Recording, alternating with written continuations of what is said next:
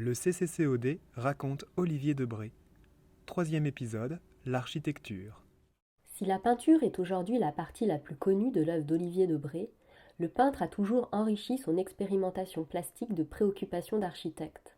C'est à l'âge de 17 ans qu'il entreprend des études d'architecture à l'École nationale des beaux-arts de Paris et fréquente l'atelier de l'architecte urbaniste Le Corbusier.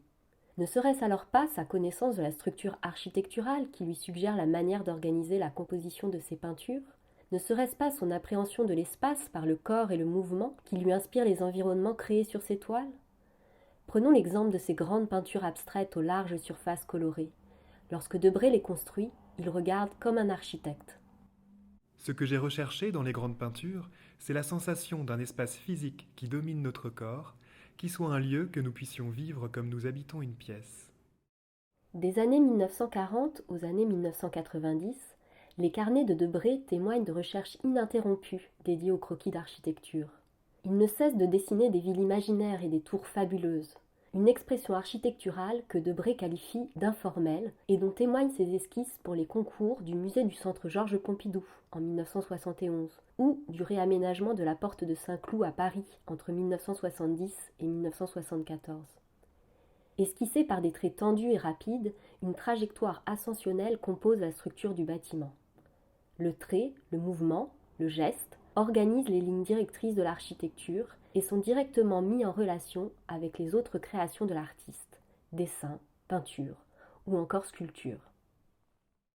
Au cours de sa carrière, Olivier Debré a eu l'occasion de mener à terme plusieurs projets.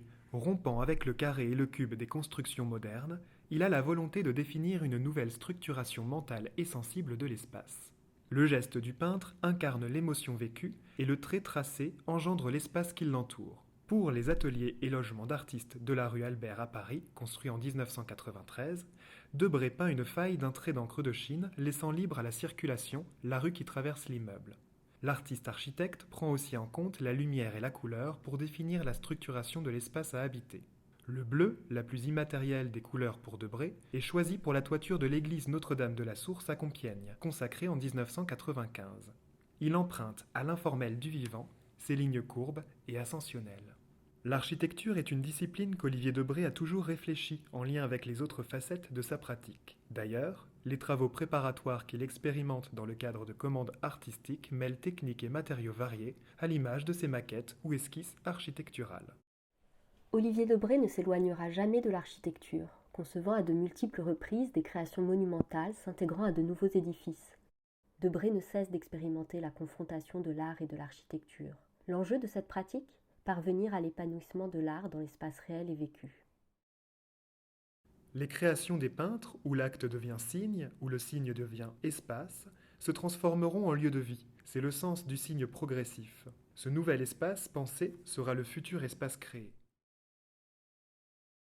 Le Centre de création contemporaine Olivier Debré de Tours, donnant à découvrir des expositions d'artistes vivants et chargé d'accompagner la production de nouvelles œuvres, conserve aussi depuis 2016 des œuvres issues d'une donation Debré, 5 toiles monumentales et 150 œuvres graphiques.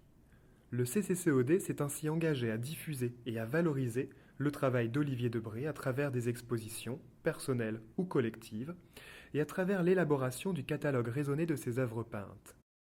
N'hésitez pas à visiter sur notre site la page consacrée à Olivier Debré et à nous contacter pour toute question au sujet de l'inclusion d'œuvres au catalogue raisonné.